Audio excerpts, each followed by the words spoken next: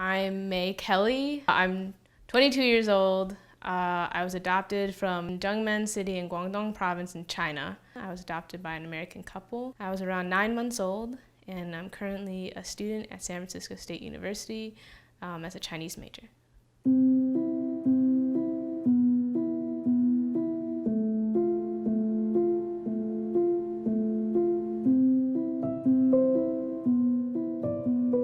At the time, my mother adopted me as a single mother, and she was dating my father at the time, but they were kind of just friends as well, and he really wanted to go to China. So that's how they ended up getting me together, and I guess how our family started. We used to read this book all the time when I was a child, and I actually have a signed copy. It's I Love You Like Crazy Cakes, I believe. That was more or less the story of my mother and I, her as a single mother going to China to get me. It's like an easy way to introduce the idea when you're a child. Oh, just because our skin tone is different, my hair color is different, that, you know, I still love you a ton, and even this picture book shows it too, and you're not the only one who has this experience. I've always known I was adopted. I think also it helped that I had other Chinese adopted girlfriends who also had white parents, and we always watched my adoption tapes every year. So I think with all that exposure, you just kind of knew that you're adopted, even if you're like an infant. You're like can't say words necessarily.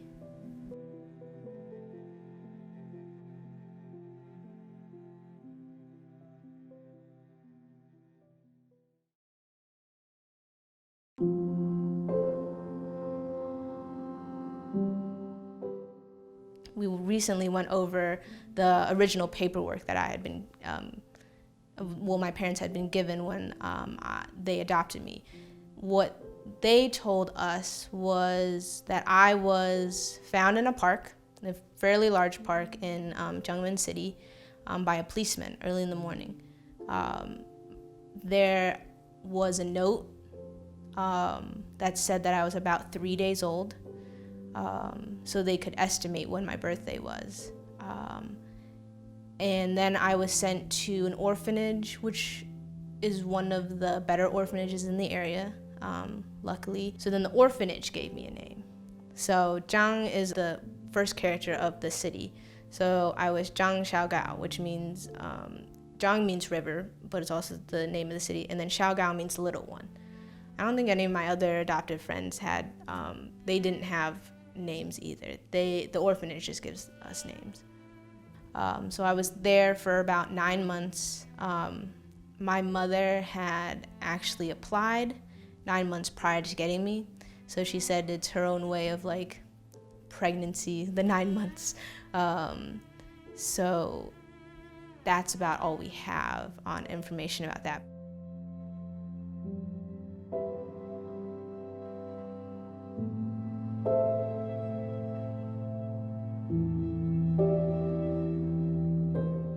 My adoption day is April 6th. I think starting must have been them wanting to celebrate it at first and then introducing the concept to me as a child.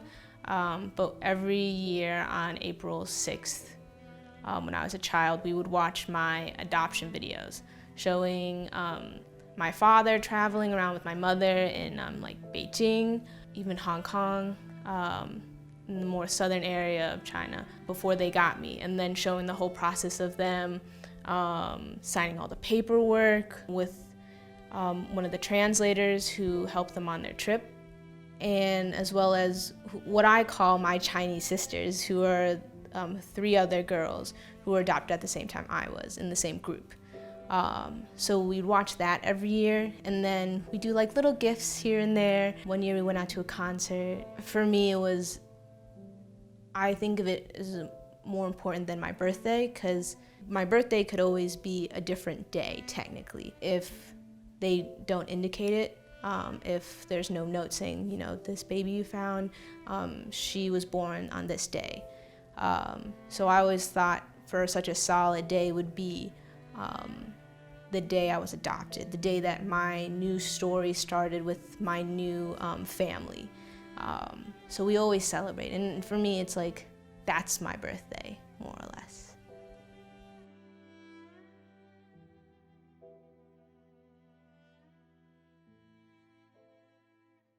I have noticed that the way Korean adoptees and Chinese adoptees react to adoption is quite different. I don't like the name Gotcha Day because it sounds like I grabbed you. I think Family Day, that's what a lot of us call it, Family Day or Adoption Day, is a much better term for the day you're adopted. I think it all depends, and it depends on the way that adoptive parents tell the story. My parents were acknowledged that yes, you have a birth mother. We don't necessarily know where she is. And that's when I started lighting candles and incense for her on adoption day, because I was like, this is the day that I started my new life in America with this wonderful family. But it is closing the book on, you. But I guess it would have closed the book on her when I guess she gave me up. But again, when I think back to my birth family, my birth mother, there's nothing but love. That she had the ability to place me for adoption as a 3-day-old baby, I think is a little crazy, to be honest, because she just had to hope that someone would find me. Because if I was 3 days old, I would need to be fed, I would need to be taken care of as a 3-day-old baby. But she did it. She had hope. She had trust that it would work out.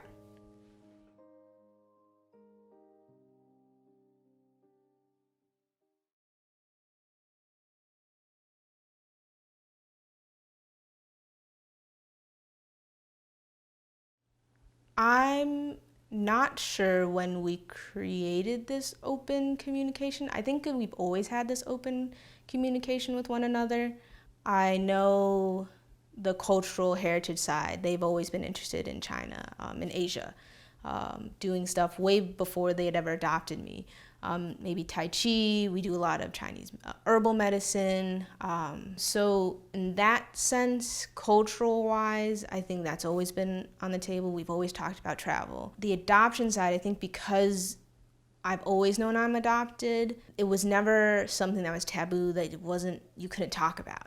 When I was in elementary school, and I'd say 2nd or 3rd grade, my parents, they prepped me for the whole, why do your parents have different skin tone than you? And they had prepped me with some responses I could give to other students to help them understand that, like, I'm adopted, I was born in China, but now I live here, these are my parents, because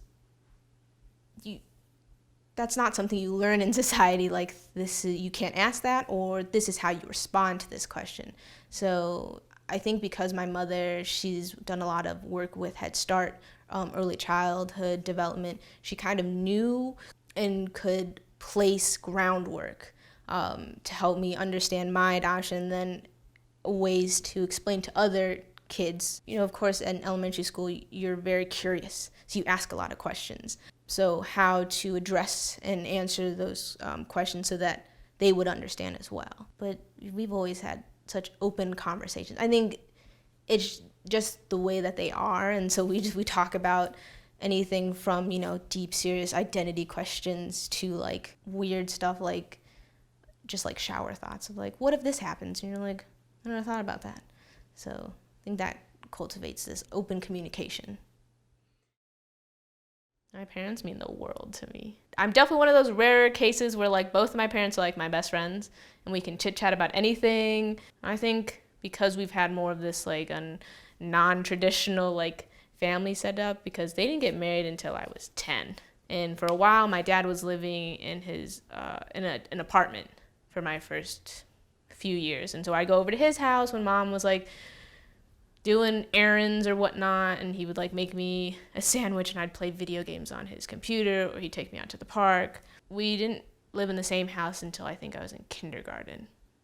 So I was like 5 or 6. I think my dad was ready to like take care of a child, but like was kind of also thrown into it because he was just like, they were dating, like early stages of dating. And then my dad said, oh, since your sister and your best friend can't go adopt this baby with you, I'll go because I've been dying to go to China. So I'll go out a week early, travel around myself, go to, villages and whatnot, and then come get you and then help you out.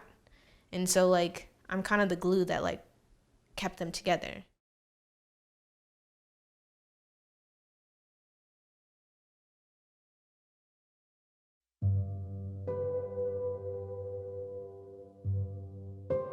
I still live in Evanston, but I've grown up in Evanston most of my life. Evanston is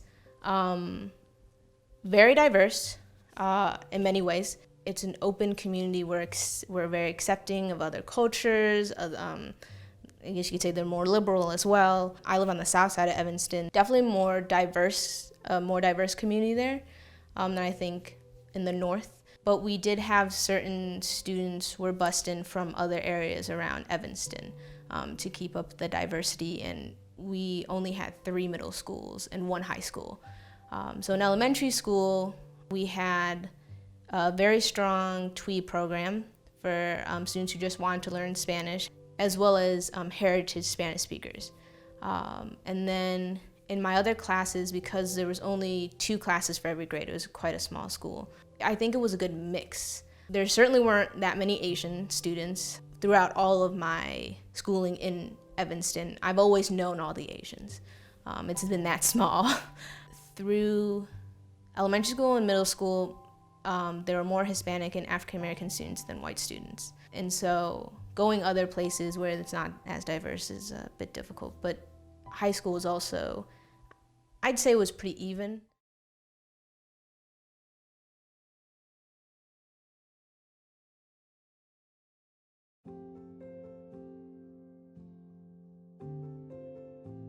The first time I really got any racist comments that I knew of, because it hit straight to my face, was, I can't remember, it's either 3rd or 4th grade. And I told my parents that these 2 boys, and what's unfortunate was that they were Latino. I felt that, we're all minorities, and like, we should stick together, we shouldn't like be butting heads. They made jokes about my eyes. I definitely was very uncomfortable because I didn't know how to react to that. And I think that's what incited the whole, like, okay, if you are confronted with any racist comments, this is what you should do. Here's some suggestions of how you should act. But because it happened a few times, and they would do the whole, like, they pull their eyes and make fun of my eyes, I did tell my parents, and in Evanston, there's like a total 0 bullying policy. So then the principal was told. So I think it kind of got out of hand. But then the students were told, that's not an appropriate way to, talk about someone else just because they're different than you. And I was friends with these boys, so I didn't know why they were saying and teasing me. And I think maybe beforehand I had only thought, only white people would be doing this to me, not anyone else of a minority. So that was a real eye-opener. I think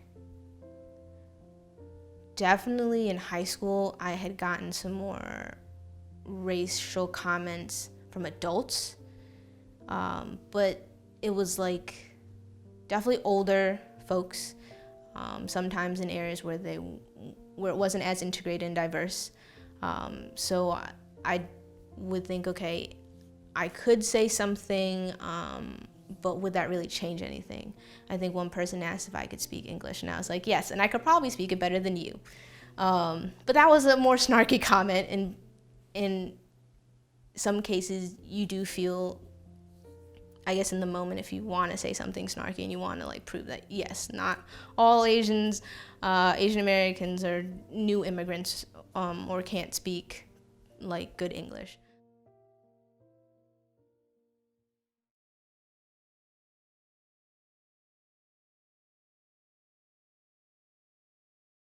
I didn't know about any stereotypes until I think freshman year of high school. Did I really understand all of the stereotypes?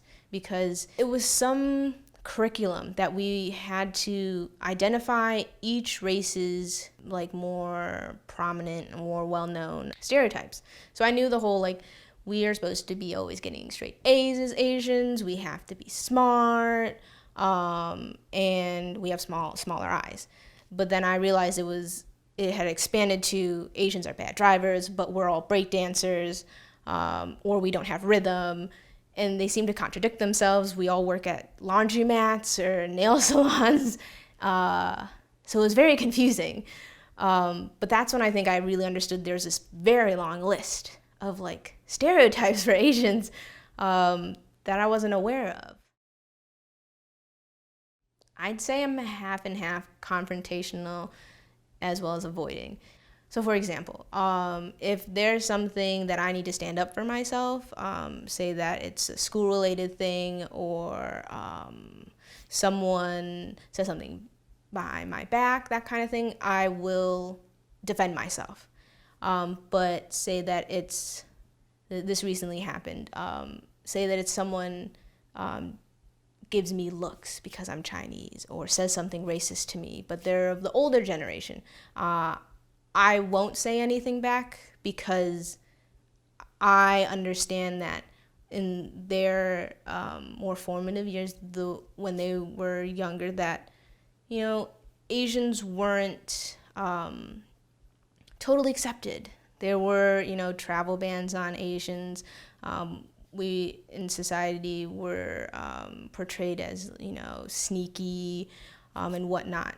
So when there's such heavy propaganda against Asians, and that's when they were developing themselves and they were understanding the world in that time, then I won't say anything, because there's no way for me, a single person, to change what they've been thinking about and the way that they've been perceiving the world for most of their life. So I feel like if it's something that's gonna hurt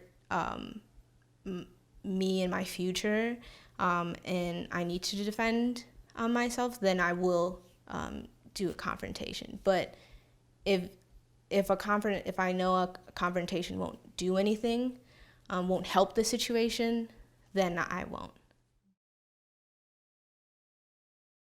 I think it's very important for parents to prepare children, especially if it's a transracial adoption, for what society believes this child will grow up to be, or what their talents or hobbies should be based on stereotypes or what society predicts.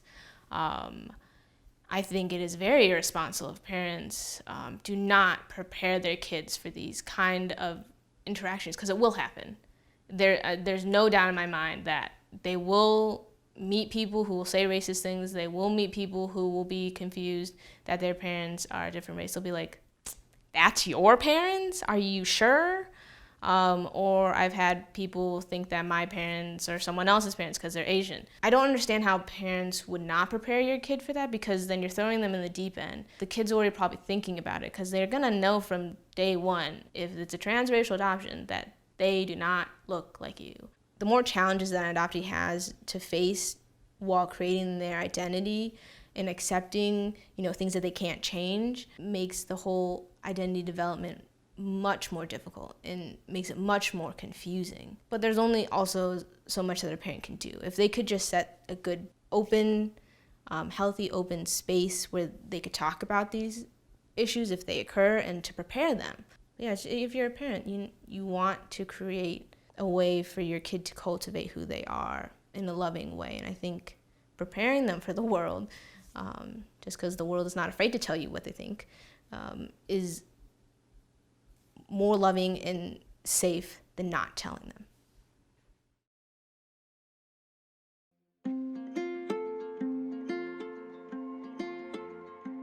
One of the earliest childhood memories I have is when I was about 6 or 7 years old, and we would celebrate Chinese New Year at school and then go to a parade in downtown Chicago.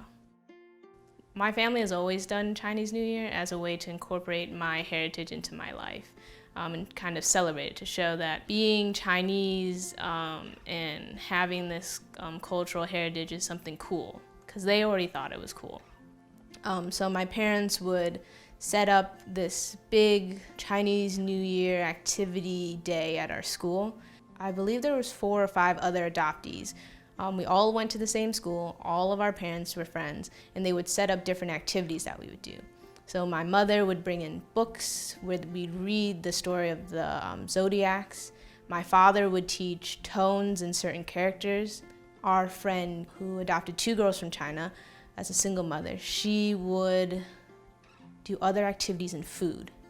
And then we had 2 other families that also would just do other activities, maybe show a film. This was a way for us to let other kids from different backgrounds, be it African American, Latino, Hispanic, or white, allow them to see why our culture and our heritage is also something interesting and something special. And then we would all go to Chinatown in Chicago, on Argyle or in downtown. And at that time, they would set up huge strings of firecrackers. So back in that time, they would do it in the downtown area. So we'd stand in the freezing cold and watch this huge parade. And then they'd light off these crazy firecrackers, which was scary at the time. Now I think it's cool, but back then, with the men in the masks, because that's very traditional, they would set off all these firecrackers.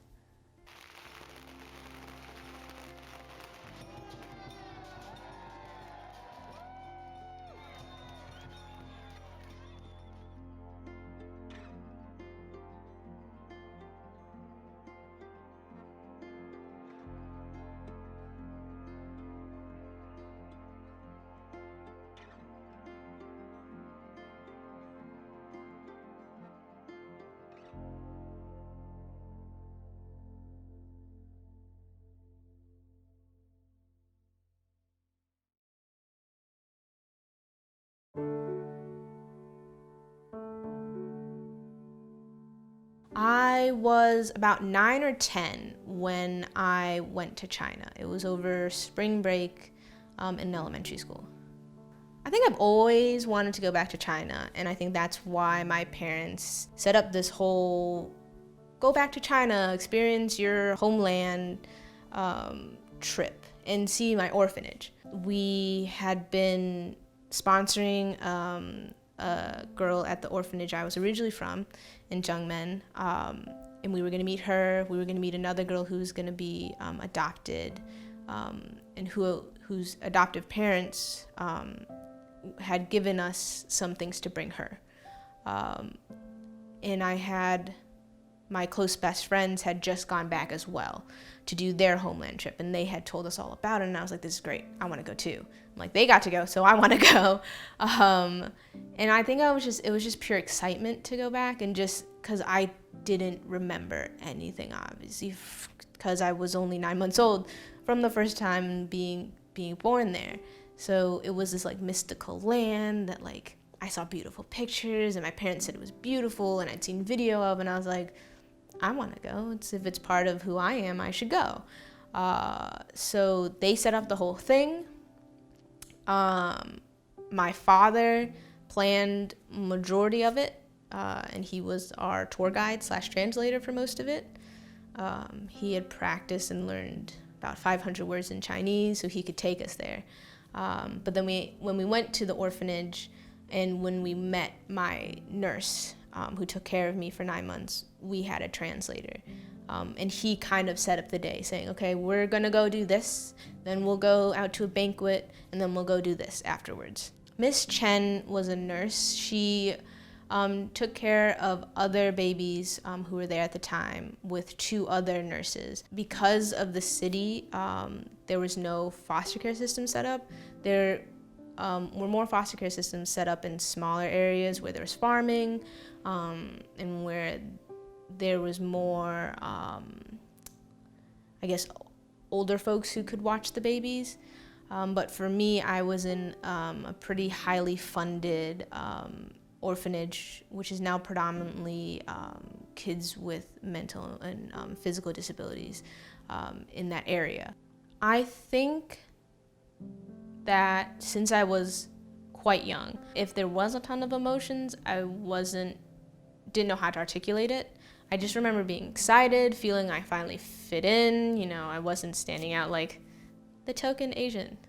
Or I also thought it was hilarious that my parents were the ones sticking out, and I was like, there's no other white people around. You were the only white people, which I think I pointed out on a regular basis to them, probably to the point where I annoyed them. But being at the orphanage, it was like looking at the videos I'd always watched. I just remember thinking the other kids were super cute.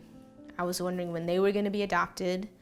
I was super excited to meet another girl who was going to be adopted in, I think, that year. And she had a cleft foot, and they were doing operations to fix it before her parents came to pick her up.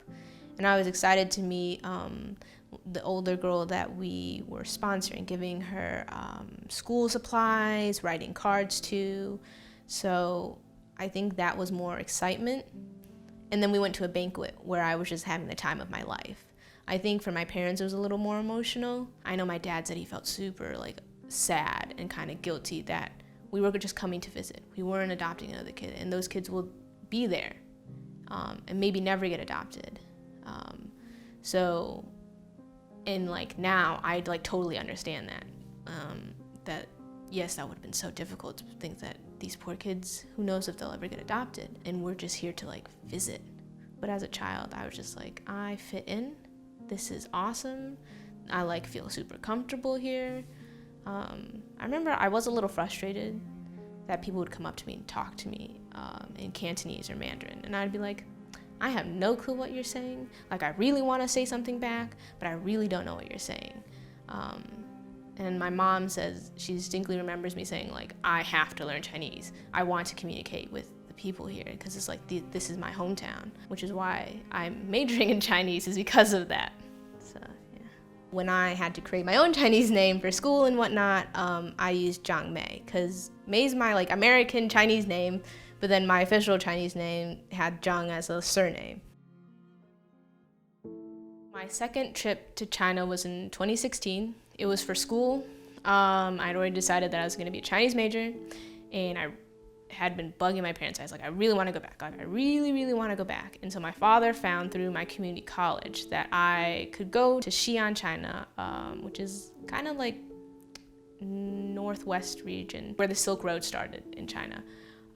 So I could go there for about a semester, and I was super excited. It's the first time I was going overseas by myself, more or less, with just a few other students, and it was a great trip. I always joke saying I was this unicorn, this anomaly that just showed up in Xi'an, and no one prepared me for going and living there for 4 months, emotionally and psychologically. And my parents, they didn't know it would happen, that I would have this kind of identity crisis when I was there, because when I was a child, it seemed like everyone accepted me. I was a Chinese person. But when I was there, and it could be because there was a lot of Korean international students there as well, and I was around 19 years old, but that's when I realized, despite in Evanston, I was quote-unquote the most Chinese. I liked Chinese culture. I liked learning Chinese. I was majoring in it. That really, I wasn't that Chinese when you go to China. And people asked me, they'd say in Chinese, and I had a basic Chinese level, so I knew when they were asking about me, she looks Chinese, but how come she doesn't speak good Chinese? Why didn't her parents teach her Chinese? And I have to explain to the best of my ability, I'm adopted, my parents are white, I haven't had the opportunity to really study Chinese, and that's why I'm here. But cabbies would yell at me because my Chinese sucked. Or I think because Xi'an, my parents and I will say it's kind of like Springfield or Indiana. They don't have as many foreigners there, so the concept of an Asian American is weird, and also an Asian American whose parents are white or a different race is also a weird concept. So I'd always have to show friends or teachers, I'm these are my parents. My parents are not Chinese. They can't help me with any of this. This is why my Chinese isn't great. And that I didn't have a full Chinese name or whatever. So my look was deceiving to them. And so they'd ask, like, are you Japanese? Are you Korean? I'm like, no. I was born in China. I just happened to grow up in America and not learn Chinese. So that, I think, was a big turning point in my identity development. And so I've always been open about my adoption, like being Chinese. I had to take another step forward from that and often say, like, while I was introducing myself, I'm adopted, my parents are white. Like, that had to be first. And I think that because I had Hispanic friends who were on that trip, that they were being seen as Chinese and I was not, also didn't help. That they'd be like, yeah, they're Chinese, but what are you? And I'm like, first of all, I'm right now their translator. I have better Chinese than them. Also, they're Hispanic. So I think a lot of those things were very difficult to understand and process. And I think because I just wasn't prepared for it. And that's when in 2015, I had gotten into the adoption community because I didn't know it existed. But then in 2016, being in China, I really dove back into the adoption community because I was like, someone needs to help me. Remind me I'm Chinese. Please tell me I'm Chinese and help me figure out how to navigate this, because it's a natural instinct to want to be accepted. And I wanted to be accepted there because I was like, it's China. I was born here. And to hit a brick wall, like, head on several times was like, it's hard. It's very difficult. So I reached out to some of my friends and some of the friends I had grown up with, and I was like, please talk with me. I'm like, I don't know how to get through this. So I did go for studying, but I think the biggest impact that I left with was realizing that, like, China doesn't really understand that they sent over 100,000 adoptees overseas. They wouldn't expect us to come back, I guess. And that, like, because you look Asian, you don't open your mouth and you just look Asian, there are certain things projected onto you. Then when you open your mouth, then there's other things projected onto you. So it's the school, which I wrote to them about it afterwards. I'm like, you needed to prepare me for this. You needed to give me support saying, if you're Asian American, these are things that you might encounter. But they had never had, I guess, an Asian American go there before. So.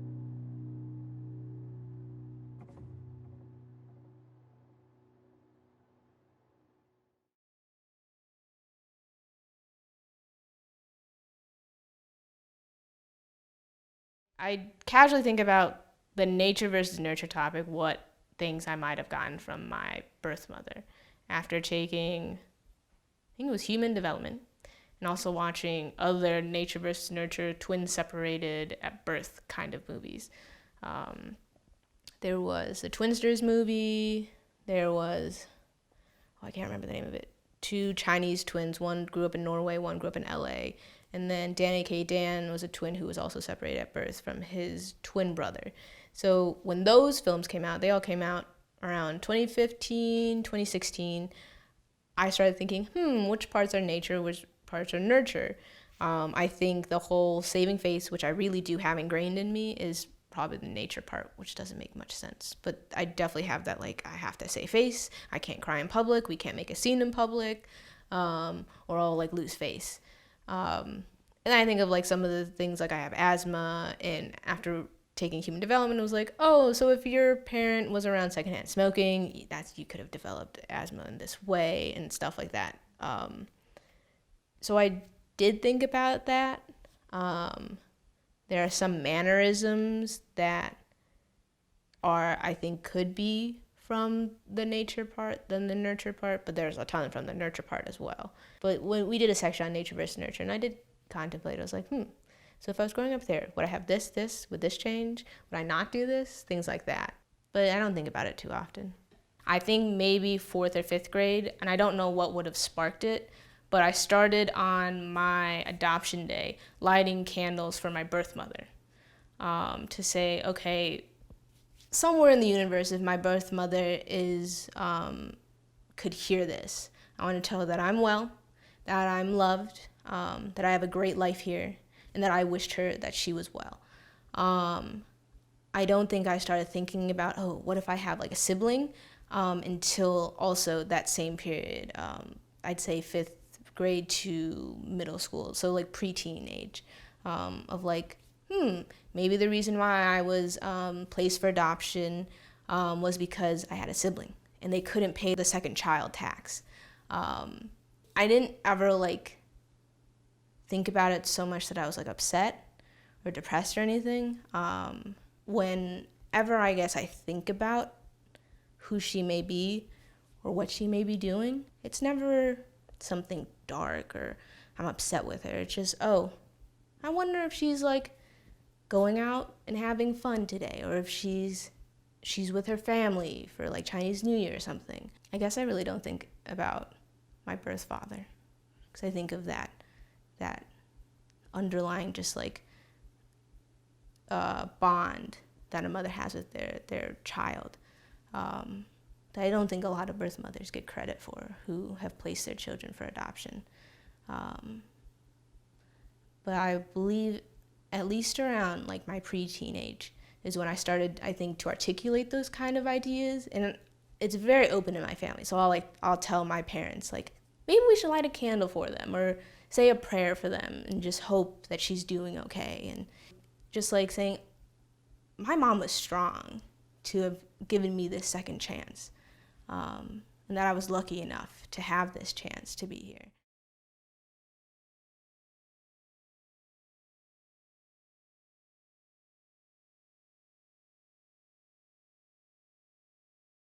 I have thought about looking for my biological family. When I was 19 or 20, I did the 23andMe DNA test. I think that was about the extent I was going to go. I believe that hope is a strong force, but I also think disappointment is something I do fear. And I didn't want to, get my hopes up too high and then feel like I had to search for this thing or I'd never be a whole person. Because I never really felt that way. The place I was found is about the size of the Chicagoland area, with I think it's about 12 to 13 million people. It'd be very difficult to find any blood relatives. I found one person who was like 3rd to like 4th cousin removed. And that's about the closest most people get. And I was like, that's cool. And I did message him, but that was about it. But I think it would be very difficult to find like first or second cousins, because I'm assuming they're probably still in China. And what they're pulling from, I think, is a mostly American-based DNA. As long as my blood family is doing well and they are living their best life, I'm okay with that. So I know other adoptees who have tried to do big searches and stuff, and I don't feel that need, or I guess that strong of a motivation to do it, besides the fact that it'd be great to meet them, but I don't want to face where like it's like a 0.001% that like you could ever find them in China. The lack of information, I know, is very difficult not knowing. I think the thing that I would love to know the most would be health records, due to my adoptive family's health. I'm very much health oriented. So my biological family in China has higher rates of heart disease or like cancer. It's something that I do think about and something that I do like worry about a little. But the other details, I I don't dwell on it much because I was placed in an amazing orphanage. And my life here is just, I know it's much better than it would have been there.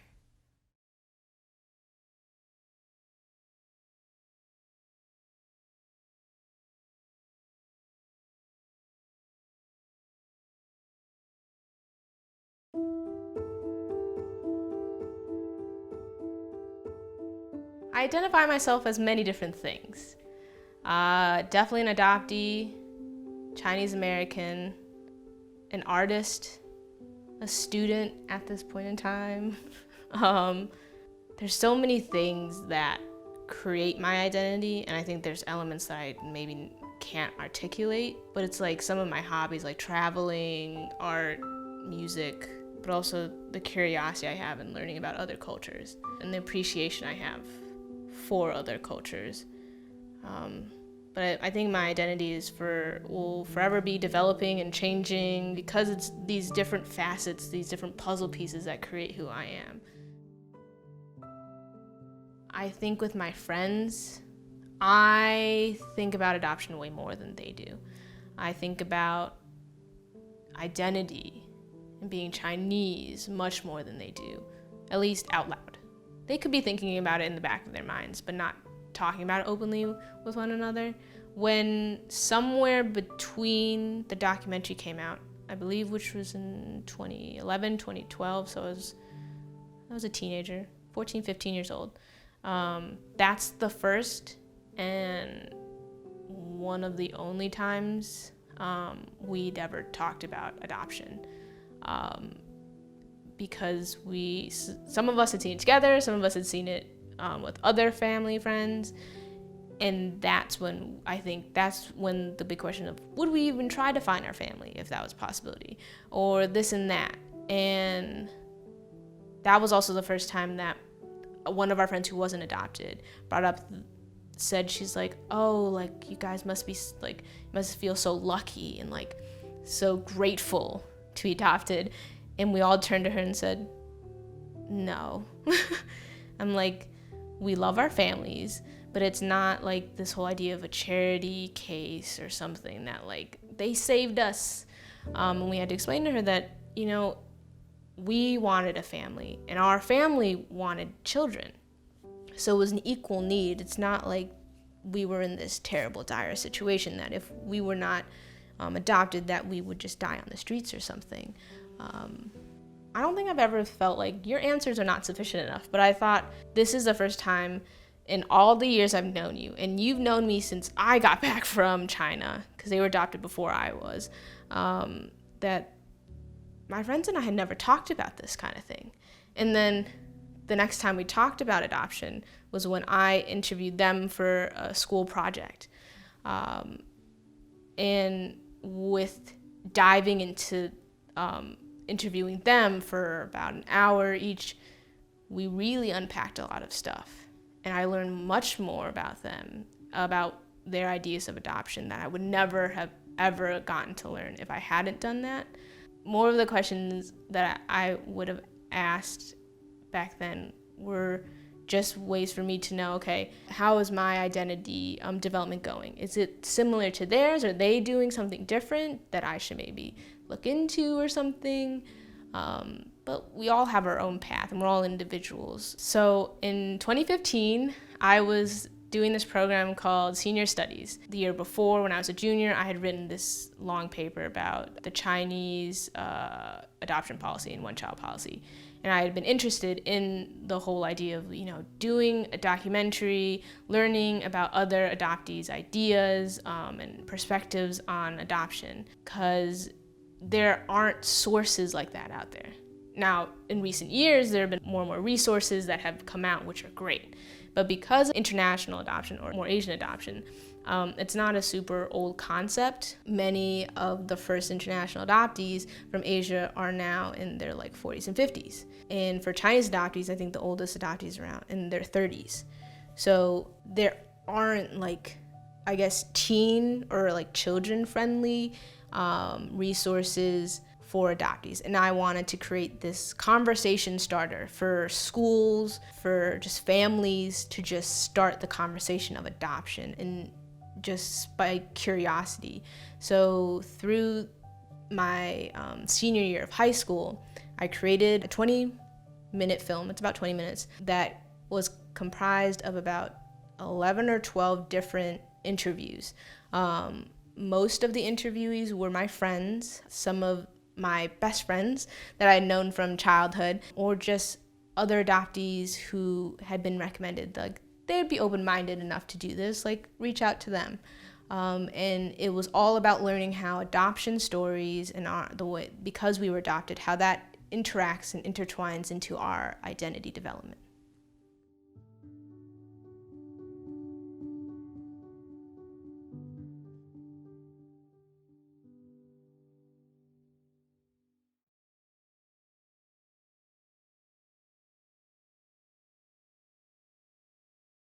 Adoption Beat is a website I run for a local adoption agency in Evanston called The Cradle. It's supposed to be for teens, adolescents, for them to start exploring their identity. Most people that we get who are on there are usually adoptive parents, which I understand.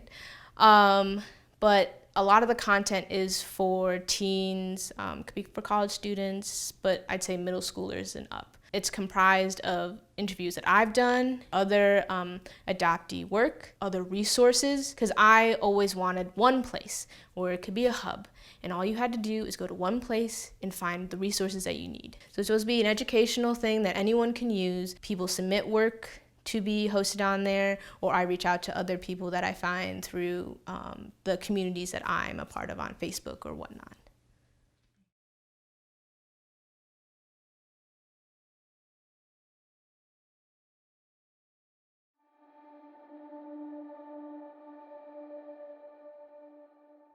I never felt like there was something really big missing. I always wanted to know if June 23rd was my real birthday. And only in the past 5 years have I really worried about what my health history is. But besides that, I've never really felt like there's something missing. I don't think I wouldn't have pushed any sad feelings away, but I don't think I really had any sad feelings, because by the time I was thinking about even the idea of finding my birth parents or anything, I was already starting to develop the understanding that it took strength and it took an immense amount of love to separate yourself from your child that was just born. And maybe that's just the way I cope, is just to create this loving narrative. I think I do get homesick for China because I've been there and I've lived there for chunks of time. So in that sense, I do feel like, oh, I'm missing, the homeland, or I'm missing America because, America has great food, or my family's here. So I think it's, for me, if I'm missing something or I feel a longing for something, it's usually for a place or an environment where I feel comfortable.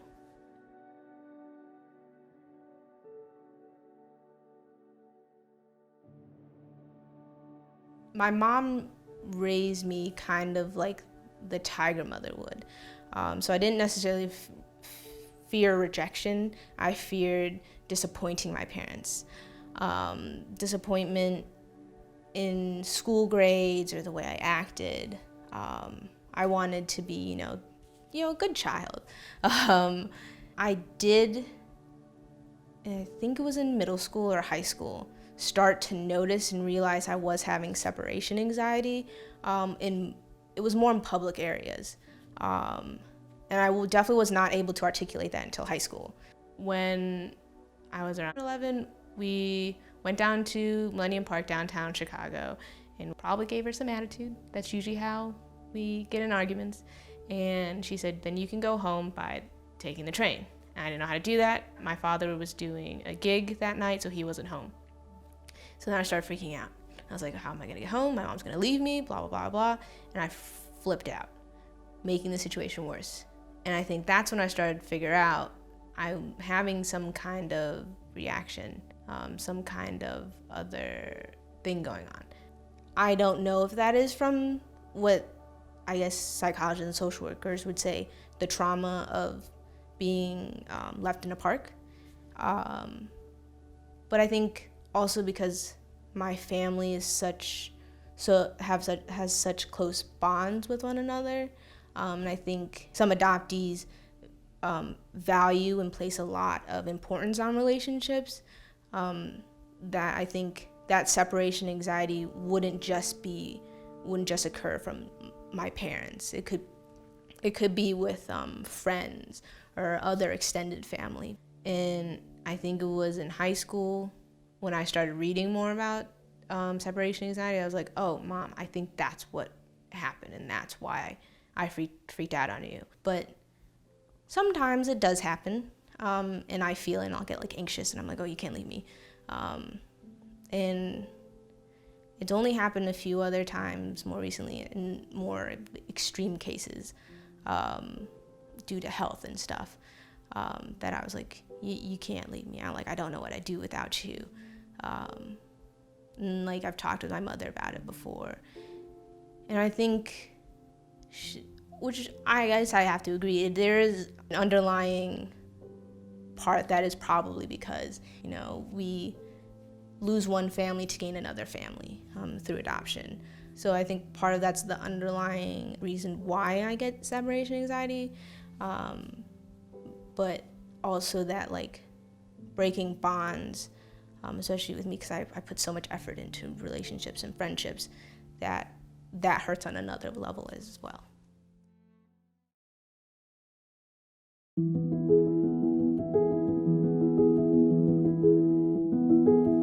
This is based on what I've learned and based on some of the research I did back in 2015. Things could have changed by now, but to really allow exposure, especially if it's transracial adoption, to your child's heritage and culture. Do not force it on them because they're going to push it away, but allow them opportunities to explore it if they want to. They should praise it. They should not throw cultural art or celebrations to the sidelines.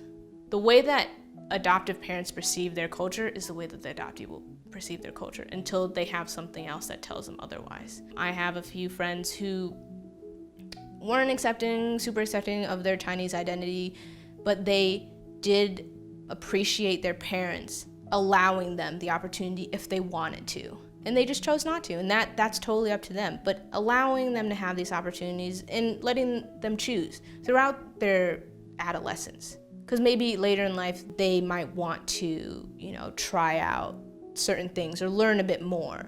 But my biggest advice for any adoptive parent is to let your adopted child try out and just see if they want to explore their cultural identity or heritage. Because you don't want to act like they're your race, whatever the adoptive parent's race is, or that your kid's heritage doesn't matter, because it's going to affect the way that they develop their identity.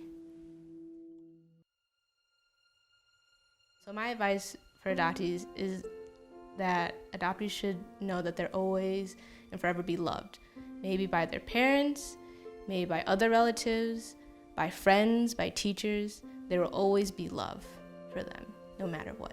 That they are no different than anyone else. Just because they're adopted does not make them less than anyone. That does not indicate that they're loved any less than anyone. They don't need to talk about adoption if they don't want to. They can take it at their own pace. If they want to learn about their heritage, they can take that at their own pace as well. I think it's important for them to not be forced into doing anything.